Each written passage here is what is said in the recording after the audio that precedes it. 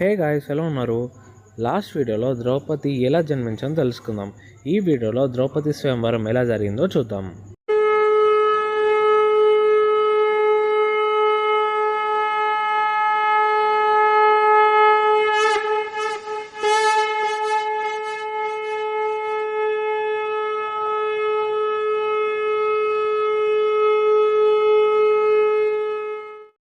వీడియోకి వెళ్ళే ముందు ఒక చిన్న రిక్వెస్ట్. మీరు ఇప్పటిదాకా నా ఛానల్కి సబ్స్క్రైబ్ చేసుకోకపోయినట్లయితే వెంటనే సబ్స్క్రైబ్ చేసుకోండి.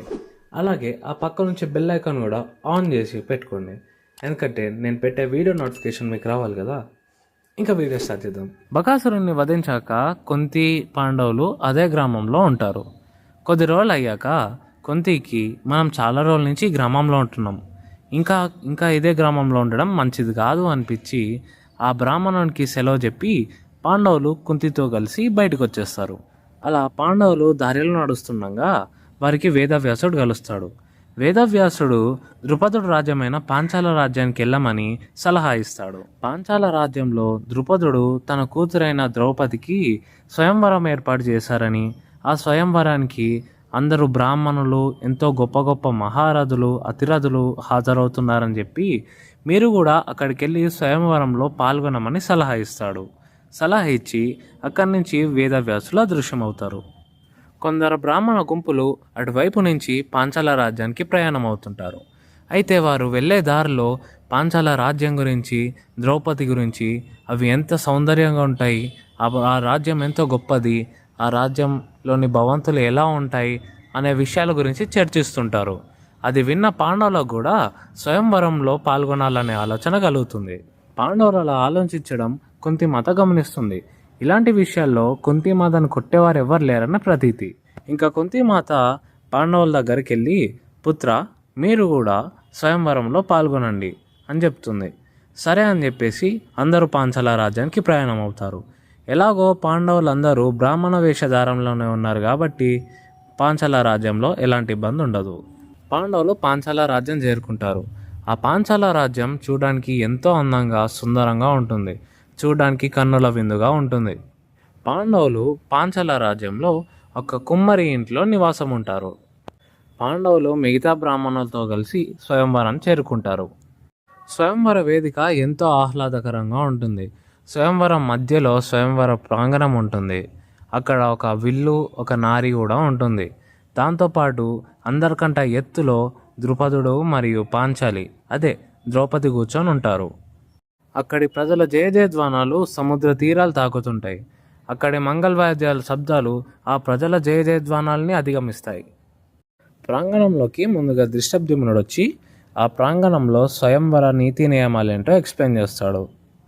అవేంటంటే, స్వయంవరంలో పాల్గొనే ఏ క్షత్రియుడైనా బ్రాహ్మణుడైనా సరే అతను సుముఖుడై, సద్గుణాలుండి, మంచి కుటుంబంలో నుంచి వచ్చి ఉండాలి.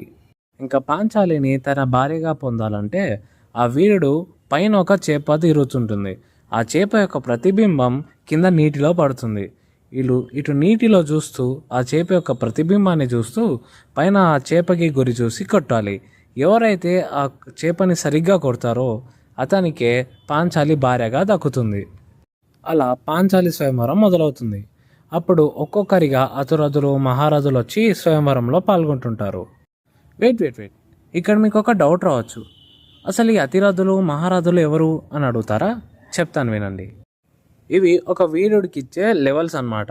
అంటే మన గేమ్స్లో లెవెల్స్ ఉంటాయి కదా, అలాంటి లెవెల్స్ అన్నమాట.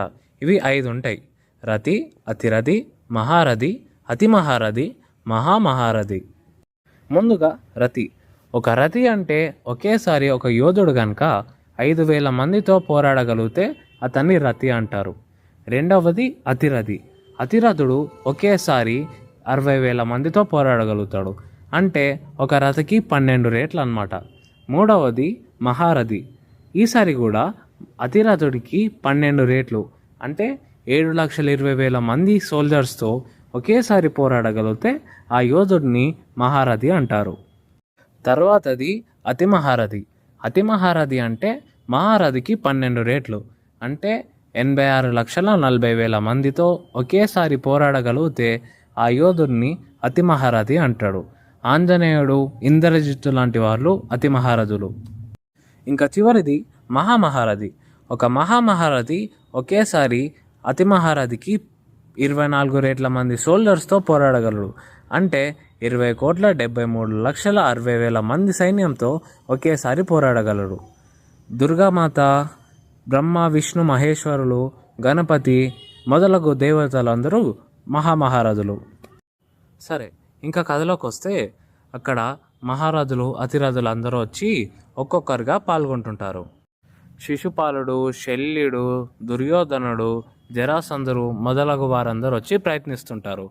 కానీ వాళ్ళందరూ ఆ వింటికి నారి తగిలించడంలో ఫెయిల్ అయిపోయి విఫలమవుతారు. ఇంకా చివరిగా కర్ణుడు వస్తాడు.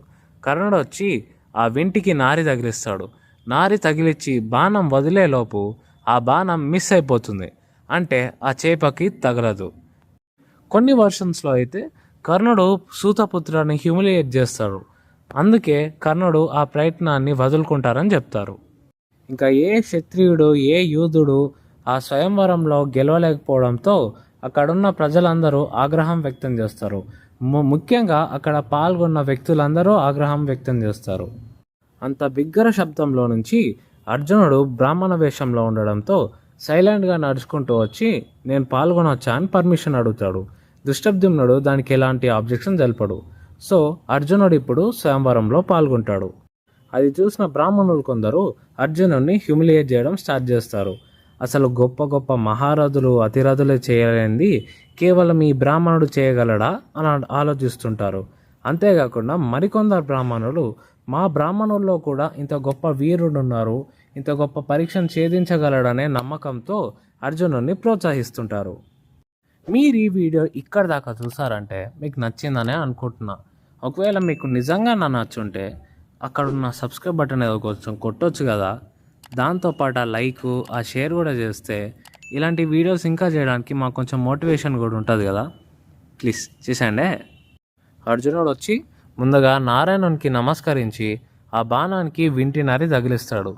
దానితో ఇంకా అతను ప్రాంగణంలోకి వెళ్ళి ఆ చేప యొక్క ప్రతిబింబం చూస్తూ పైన తిరుగుతున్న ఆ చేపని గురి చూసి కొడతాడు.